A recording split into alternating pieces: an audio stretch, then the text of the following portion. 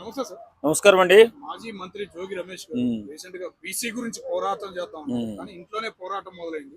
ఏందంటారు కథ ఏంది, అసలు స్టోరీ ఏందంటారు? ఆడొక జోకర్ అండి. జోగి రమేష్ అనేవాడు ఒక జోకర్.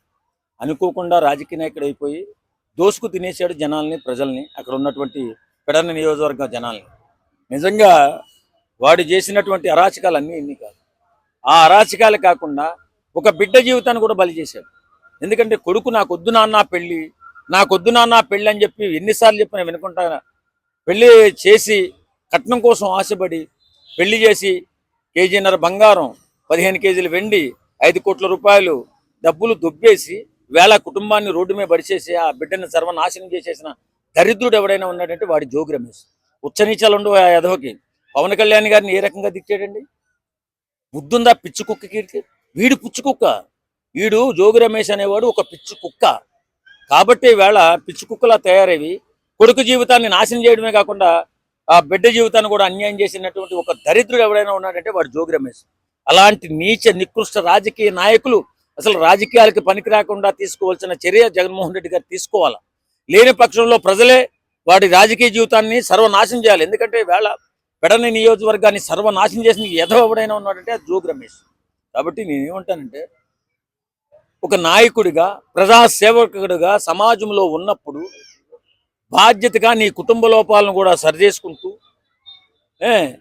అక్కడ నియోజకవర్గంలో ప్రజలను కాపాడుకుంటూ కడుపులో పెట్టుకుని చూసుకునేవాడే నాయకుడు అవుతాడు. కానీ ఇలాంటి సన్నాసులు, ఇలాంటి దరిద్రులు, ఇలాంటి ఎథిక్స్ లేనటువంటి మనుషులు ఎంత నీచంగా మాట్లాడాడండి. పవన్ కళ్యాణ్ గారి పాపం అతను సొంత డబ్బులతో రాజకీయాలు చేసుకుంటూ అసలు ఒక్క ఎమ్మెల్యే కూడా లేకుండా వాళ్ళ అధికారంలో ఉన్నప్పుడు అధికార మతంతో కళ్ళు మూసుకుపోయి, కళ్ళు బయలుగమ్ముపోయి, ఒళ్ళు మొదమెక్కి, డబ్బు కొవ్వెక్కి ఎంత నీచంగా దిట్టాడు పవన్ కళ్యాణ్. ఈ దరిద్రుడికి ఆ శాపం కొట్టేసింది.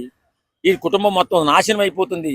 ఈ రాజకీయ భవిష్యత్తు సర్వనాశనం అయిపోతుంది. ఓకే సార్, అట్లాగే మతం మార్పిడి, ఈయన కూడా మత మార్పిడి జరిగాడు. హిందూ దేవుళ్ళని పూజించద్దని కోడల్ని కూడా అన్నారని విమర్శలు వస్తున్నాయి. అంటే జగన్ గారు పార్టీలోకి వెళ్ళడం వల్ల మారాడు అంటారా, లేదా ఓన్గా ఈయన మారాడు దీని వెనకమా లేదని కథ ఉందంటారా? ఏ ప్రభావం చూపించిందో తెలియదు. కానీ నీకు మతం మారాలనుకుంటే నీకు ఇష్టం వచ్చిన దేవుణ్ణి మారొచ్చు, తప్పులేదండి. దాని గురించి తప్పుగా మనం మాట్లాడకూడదు. కానీ ఎదుటి వాళ్ళని ఇబ్బంది పెట్టకూడదు. ఆ కోడల్ని నానా చిత్రహింసలు పెట్టి ఇబ్బంది పెట్టి మతం మారమని పూజలు చేస్తుంటే ఆ దేవుడు ఫోటోలను కూడా కాలుతో తిన్నాడంట ఈ యధవా. మరి వీడికి మరి భవిష్యత్తు ఉంటుందంటారా? వాస్తవంగా అందుకే ఈయన కుటుంబం మొత్తం నాశనం అయిపోయింది. మతం మారితే మారుతాను ధైర్యంగా చెప్పాలా, మగోళ్ళ చెప్పాలి, అంతేగాని ఇలా నీచంగా మాట్లాడకూడదు. కాబట్టి ఈ దరిద్రుడికి ఖచ్చితంగా రాజకీయ సమాధి జరగబోతుంది. ఇది తథ్యం.